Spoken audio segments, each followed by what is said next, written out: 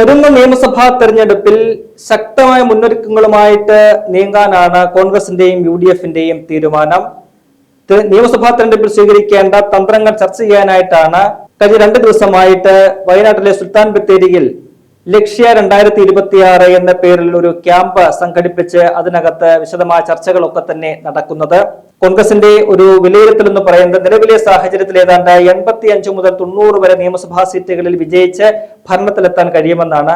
എന്നാൽ ആ ഒരു കണക്കിൽ നിൽക്കാതെ 100+ എന്ന ഒരു ലക്ഷ്യം മുൻനിർത്തിക്കൊണ്ടുള്ള ഒരു പ്രയത്നം വേണം, പ്രവർത്തനങ്ങൾ വേണം എന്നതാണ് ഇന്നലത്തെ ചർച്ചയിൽ ഉരുത്തിരിഞ്ഞിരിക്കുന്ന ഒരു പ്രധാനപ്പെട്ട ആശയം, ഒരു തീരുമാനം എന്ന് പറയുന്നത്. അതായത് 100-ലധികം സീറ്റുകളുമായിട്ട് UDF അധികാരത്തിലെത്തണമെങ്കിൽ മാത്രമേ ഈ പറയുന്ന LDF സർക്കാരിനെതിരായിട്ടുള്ള ജനവികാരം ശരിയായ രീതിയിൽ പ്രതിഫലിച്ചു എന്ന് വിലയിരുത്താൻ സാധിക്കുകയുള്ളൂ.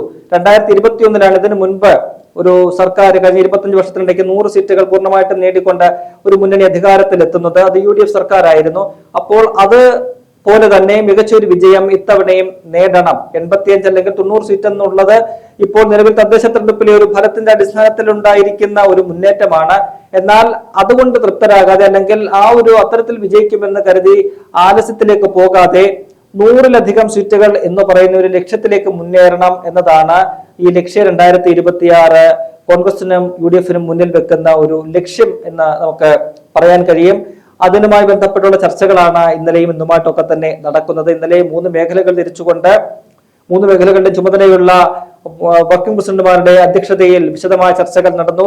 തദ്ദേശ തെരഞ്ഞെടുപ്പ് ഫലം വിശകലനം ചെയ്തു. വിജയത്തിന്റെ കാര്യങ്ങൾ, പരാജയപ്പെടാനുണ്ടായ കാരണങ്ങൾ, പരാജയപ്പെട്ട മേഖലകളിൽ എന്തൊക്കെ കാര്യങ്ങൾ തിരിച്ചടിയായി എന്നതുൾപ്പെടെ എല്ലാ കാര്യങ്ങളും വിശദമായിട്ട് ഇന്നലത്തെ യോഗത്തിൽ വിലയിരുത്തിയിട്ടുണ്ട്.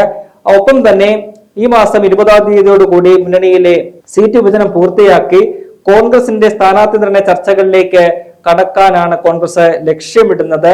എന്തായാലും കോൺഗ്രസ് ഇപ്പോൾ ഈ തദ്ദേശ തെരഞ്ഞെടുപ്പിലെ ഫലത്തിന്റെ പശ്ചാത്തലത്തിൽ വിലയിരുത്തുമ്പോൾ കോൺഗ്രസ് മനസ്സിലാക്കുന്നത് പല ജില്ലകളിലും കോൺഗ്രസിന് അനുകൂലമായ ഒരു തരംഗമുണ്ട്. പ്രത്യേകിച്ചും കഴിഞ്ഞ നിയമസഭാ തെരഞ്ഞെടുപ്പിലും തദ്ദേശ തെരഞ്ഞെടുപ്പിലും ഒക്കെ തന്നെ തങ്ങളെ കൈവിട്ട മധ്യ കേരളം അത് തങ്ങൾക്കൊപ്പം വന്നു ചേർന്നിരിക്കുന്നു. അവിടെ നിയമസഭാ തെരഞ്ഞെടുപ്പിലും കൂടുതൽ മികച്ച ഒരു മുന്നേറ്റം നടത്താൻ ഇത്തവണ സാധിക്കും എന്നൊരു വിലയിരുത്തലാണ് കോൺഗ്രസിന് ഉള്ളത്. അത് ജില്ലകൾ എന്ന് പറയുമ്പോൾ പത്തനംതിട്ടയുണ്ട്, കോട്ടയം, ഇടുക്കി, എറണാകുളം ഉൾപ്പെടെയുള്ള 4 ജില്ലകളിൽ വമ്പിച്ച മുന്നേറ്റം UDF-ന് നടത്താൻ കഴിയും എന്നാണ് വിലയിരുത്തപ്പെടുന്നത്. ഇതിൽ പത്തനംതിട്ടയിൽ 5 നിയമസഭാ മണ്ഡലങ്ങളാണുള്ളത്. നിലവിലെ രാഷ്ട്രീയ സാഹചര്യത്തിൽ ആ 5ഉം വിജയിക്കാൻ കഴിയുമെന്നാണ് കോൺഗ്രസിന്റെ കണക്കുകൂട്ടൽ. ഈ കഴിഞ്ഞ തദ്ദേശ തെരഞ്ഞെടുപ്പിലെ ഫലം വിലയിരുത്തുമ്പോൾ അങ്ങനെ തന്നെയാണ് കണക്കുകൾ സൂചിപ്പിക്കുന്നത്.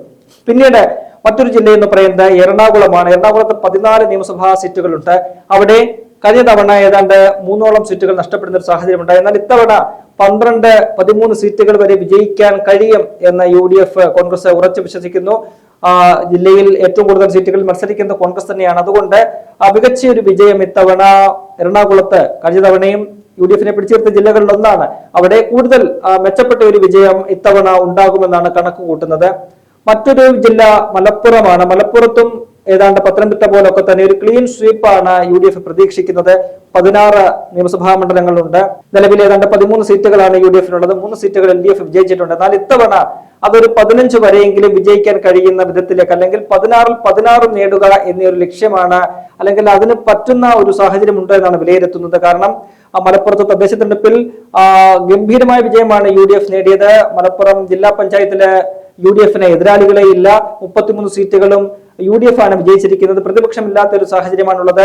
അവിടെ മുനിസിപ്പാലിറ്റികളുടെ കാര്യം നോക്കിയാൽ, ബ്ലോക്ക് പഞ്ചായത്തുകളുടെ കാര്യം നോക്കിയാൽ, ഒപ്പം തന്നെ ഗ്രാമപഞ്ചായത്തുകളുടെ കാര്യം നോക്കിയാൽ എല്ലാം അവിടെ വമ്പിച്ച മുന്നേറ്റം UDF-ന് ഉണ്ടാക്കാൻ സാധിച്ചു. അപ്പോൾ അതുകൊണ്ട് തന്നെ 16 നിയമസഭാ സീറ്റുകളും ഇത്തവണ വിജയിച്ചാൽ അത് അത്ഭുതപ്പെടാനില്ല എന്നാണ് UDF-ന്റെ ഒരു വിലയിരുത്തൽ. മധ്യ കേരളത്തിലേക്ക് വന്നാൽ മറ്റൊരു ജില്ല അത് കോട്ടയമാണ്. കോട്ടയത്ത് 9 നിയമസഭാ സീറ്റുകളുണ്ട്. അവിടെ ഇത്തവണ 5 മുതൽ 7 വരെ സീറ്റുകളിൽ വിജയിക്കാൻ കഴിയുന്ന ഒരു രാഷ്ട്രീയ സാഹചര്യം കോൺഗ്രസ് UDF-ഉം കാണുന്നുണ്ട്. ഇടുക്കിയിൽ 5 സീറ്റുകളുണ്ട്. അവിടെയും ഏതാണ്ട് 4 സീറ്റുകൾ വരെ വിജയിക്കാനുള്ള ഒരു സാധ്യത കാണുന്നുണ്ട്. അപ്പോൾ ഈ മധ്യ കേരളത്തിലും മലബാറിലെ മലപ്പുറവും എടുത്തു കഴിഞ്ഞാൽ മികച്ച വിജയം നേടാൻ കഴിയുന്ന 5 ജില്ലകളാണ് ഉള്ളത്. പിന്നീട് മറ്റു ജില്ലകൾ നോക്കിക്കഴിഞ്ഞാൽ തിരുവനന്തപുരം, കൊല്ലം, ആലപ്പുഴ, തൃശ്ശൂര്, കോഴിക്കോട് ഉൾപ്പെടെയുള്ള ജില്ലകൾ LDF-ന് താരതമ്യേന സ്വാധീനമുള്ള ജില്ലകളാണ്. എന്നാൽ ഈ തദ്ദേശ തെരഞ്ഞെടുപ്പിൽ ഈ ജില്ലകളിലൊക്കെ തന്നെ വലിയ ഒരു മുന്നേറ്റം നടത്താൻ ഇടതുപക്ഷ കോട്ടകളിൽ ഉൾപ്പെടെ ഇടിച്ചു കയറാനായിട്ട് UDF സാധിച്ചിട്ടുണ്ട്. അതിന്റെ ആത്മവിശ്വാസമാണ് അവർക്ക് ഈ ജില്ലകളിലും ഉള്ളത്. തിരുവനന്തപുരം ജില്ലയിൽ ഏതാണ്ട് 14 നിയമസഭാ മണ്ഡലങ്ങളാണുള്ളത്. അതിൽ നിലവിൽ ഒരു സീറ്റ് മാത്രമാണ് UDF-നുള്ളത്. എന്നാൽ ഇത്തവണത്തെ തദ്ദേശ തെരഞ്ഞെടുപ്പ് ഫലം കഴിയുമ്പോൾ ഏതാണ്ട് 5 മുതൽ 7 വരെ സീറ്റുകളിൽ വിജയിക്കാൻ കഴിയുന്ന ഒരു രാഷ്ട്രീയ സാഹചര്യം കോൺഗ്രസിന് UDF-ന് അവിടെ സൃഷ്ടിക്കാൻ കഴിഞ്ഞിട്ടുണ്ട്. കാരണം ഗ്രാമപഞ്ചായത്തുകളിൽ മികച്ച മുന്നേറ്റം നടത്താൻ കഴിഞ്ഞു. ജില്ലാ പഞ്ചായത്തിൽ കഴിഞ്ഞ തവണ ഏകപക്ഷീയമായ വിജയം LDF നേടിയെങ്കിൽ ഇത്തവണ ഇഞ്ചോടിഞ്ച് പോരാട്ടമാണ് കാണാൻ കഴിഞ്ഞത്. ബ്ലോക്ക് പഞ്ചായത്തുകളിൽ മുൻതൂക്കം നേടാൻ UDF-ന് കഴിഞ്ഞു. 11 ബ്ലോക്ക് പഞ്ചായത്തുകളിൽ ഏതാണ്ട് 6 ബ്ലോക്ക് പഞ്ചായത്ത് UDF ആണ് ജയിച്ചത്. അവിടെ കോർപ്പറേഷനിൽ കഴിഞ്ഞ തവണ 10 സീറ്റ് ഉണ്ടായിരുന്നു. ഇത്തവണ ഇരട്ടിയോളം സീറ്റുകൾ വിജയിക്കാൻ കഴിഞ്ഞ് അവിടെ ഒരു മുന്നേറ്റം ഉണ്ടാക്കാൻ സാധിച്ചു. അപ്പോൾ അത്തരത്തിൽ തിരുവനന്തപുരത്ത് വലിയൊരു UDF-ന് അനുകൂലമായ ഒരു സാഹചര്യം ഉണ്ടായിട്ടുണ്ട്. അപ്പോൾ അവിടെ ആ രീതിയിൽ ഒരു മുന്നേറ്റം നിയമസഭാ തെരഞ്ഞെടുപ്പിലും UDF പ്രതീക്ഷിക്കുന്നു. മറ്റൊന്ന് കൊല്ലമാണ്. കൊല്ലത്ത് 11 നിയമസഭാ സീറ്റുകളുണ്ട്. ഈ നിലവിൽ 2 സീറ്റുകളാണ് ഉള്ളത്. അവിടെയും ഏതാണ്ട് ഒരു 6 സീറ്റുകളിലേക്കൊക്കെ തന്നെ എത്താൻ കഴിയുമെന്ന് കണക്ക് കൂട്ടുന്നു. നിലവിൽ കൈവിട്ടിരിക്കുന്ന ചവറ, കൊല്ലം, പത്തനാപുരം, ഒപ്പം തന്നെ കുന്നത്തൂർ ഉൾപ്പെടെയുള്ള മണ്ഡലങ്ങൾ പിടിച്ചടക്കാൻ പറ്റുന്ന ഒരു രാഷ്ട്രീയ സാഹചര്യം അവിടെ ഉരുത്തിരിഞ്ഞിട്ടുണ്ട്. മറ്റൊന്ന് ആലപ്പുഴയാണ്. ആലപ്പുഴയിൽ 9 സീറ്റുകളുണ്ട്. നിലവിൽ ഒരു സീറ്റ് മാത്രമേ ഉള്ളൂ. അവിടെയും ഏതാണ്ട് 3 മുതൽ 5 വരെ സീറ്റുകൾ വിജയിക്കാൻ പറ്റുന്ന ഒരു രാഷ്ട്രീയ സാഹചര്യം ഉണ്ട് എന്ന് UDF വിലയിരുത്തുന്നുണ്ട്. തൃശ്ശൂരിൽ 13 സീറ്റുകളിൽ ഒരു സീറ്റ് മാത്രമേ നിലവിലുള്ളൂ. അവിടെയും തദ്ദേശ തെരഞ്ഞെടുപ്പിൽ മികവാർന്ന ഒരു പ്രകടനം നടത്താൻ കഴിഞ്ഞു. തൃശ്ശൂർ കോർപ്പറേഷൻ മൃഗീയ ഭൂരിപക്ഷത്തോടുകൂടി പിടിച്ചെടുക്കാൻ UDF-ന് സാധിച്ചു. അപ്പോൾ അത്തരത്തിലുള്ള നേട്ടങ്ങളൊക്കെ തന്നെ നിയമസഭാ തെരഞ്ഞെടുപ്പിലേക്ക് കൺവേർട്ട് ചെയ്യുകയാണെങ്കിൽ കൂടുതൽ മികച്ച ഒരു പ്രവർത്തനം നടത്തുകയും കൂടി ചെയ്താൽ 13 ഒരു 5 വരെ സീറ്റുകളിലെങ്കിലും വിജയിക്കാൻ പറ്റുന്ന ഒരു സാഹചര്യം സൃഷ്ടിച്ചെടുക്കാൻ കഴിയുമെന്നാണ് കോൺഗ്രസ് നേതൃത്വത്തിന്റെയും UDF-ന്റെയും കണക്കുകൂട്ടൽ. മറ്റൊന്ന് കോഴിക്കോടാണ്. കോഴിക്കോടും ഇപ്പറയുന്ന പോലെ LDF-ന് അപ്രമാദമുള്ള ഒരു ജില്ലയാണ്. എന്നാൽ കഴിഞ്ഞ ലോക്സഭാ തെരഞ്ഞെടുപ്പിൽ നമ്മൾ 2 മണ്ഡലങ്ങളിലും UDF വിജയിക്കുന്ന ഒരു സാഹചര്യം കണ്ടു. ഒപ്പം തന്നെ കഴിഞ്ഞ തദ്ദേശ തെരഞ്ഞെടുപ്പിൽ കോഴിക്കോട് കോർപ്പറേഷനിൽ ഇഞ്ചോടിഞ്ച് പോരാട്ടം നടത്താൻ UDF-ന് സാധിച്ചു. LDF-ന് അവിടെ കേവല ഭൂരിപക്ഷം നേടാൻ കഴിഞ്ഞില്ല എന്നതും ശ്രദ്ധേയമായിട്ടുള്ള കാര്യമാണ്. 28 സീറ്റുകളിലേക്ക് തങ്ങളുടെ അംഗബലം വർദ്ധിപ്പിക്കാൻ UDF-ന് കഴിഞ്ഞു. അതൊക്കെ തന്നെ വലിയ ആത്മവിശ്വാസം നൽകുന്ന കാര്യമാണ്. ഇപ്പറയുന്ന പോലെ 13ഓളം നിയമസഭാ സീറ്റുകളുള്ള ഒരു ജില്ലയാണ് കോഴിക്കോട്. അവിടെ ഇത്തവണ കോൺഗ്രസിനെ സംബന്ധിച്ച് ഒരു സീറ്റ് പോലും നിലവിലില്ലാത്ത ഒരു സാഹചര്യമുണ്ട്.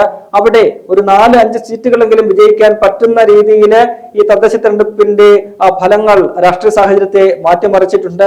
അങ്ങനെ നോക്കുമ്പോൾ ഏതാണ്ട് നിലവിൽ വിജയിക്കാൻ കഴിയുന്ന 85-90 സീറ്റുകൾ കൂടാതെ ഒരു 10 സീറ്റുകളെങ്കിലും അധികമായിട്ട് വിജയിച്ച് 100 സീറ്റുകൾ എന്ന ലക്ഷ്യത്തിലേക്ക് എത്തുക എന്നതാണ് കോൺഗ്രസും UDF-ഉം ലക്ഷ്യമിടുന്നത്.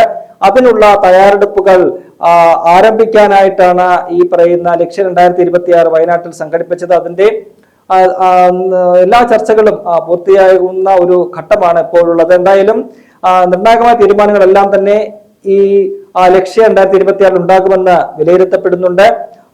സ്ഥാനാർത്ഥി നിർണയത്തിലേക്ക് കോൺഗ്രസ് വളരെ വേഗം കടക്കുമെന്നാണ് മനസ്സിലാക്കുന്നത്. ഫെബ്രുവരി ആദ്യം പ്രതിപക്ഷ നേതാവ് VD സതീശന്റെ നേതൃത്വത്തിൽ ഒരു യാത്ര സംഘടിപ്പിക്കുന്നുണ്ട്. ആ യാത്രയിൽ പരമാവധി സ്ഥാനാർത്ഥികളെ പരിചയപ്പെടുത്തുക എന്ന ഒരു ലക്ഷ്യമാണ് കോൺഗ്രസ് നടത്തുന്നത്. അതിനുള്ള നീക്കമാണ് കോൺഗ്രസ് നടത്തുന്നത്. ഏതാണ്ട് 20ഓളം സ്ഥാനാർത്ഥികളെയെങ്കിലും അത്തരത്തിൽ നിർണയിക്കാൻ കഴിയുമെന്ന് കോൺഗ്രസ് ഉറച്ചു വിശ്വസിക്കുന്നു. നിലവിലെ MLA-മാരിൽ ചുരുക്കം ചിലരെ 1-2 പേരെ ഒഴിച്ചു നിർത്തിയാൽ ബാക്കി എല്ലാവർക്കും തന്നെ സീറ്റുകൾ ഉറപ്പാണ്. അപ്പോൾ അവരെയൊക്കെ തന്നെ മുൻകൂട്ടി തന്നെ അവരുടെ സ്ഥാനാർത്ഥിത്വം പ്രഖ്യാപിക്കാനുള്ള ഒരു തീരുമാനവും ഈ പറയുന്ന ലക്ഷ്യം 2026 ഉണ്ടാകുമെന്നാണ് നമുക്ക് മനസ്സിലാക്കാൻ കഴിയുന്നത്.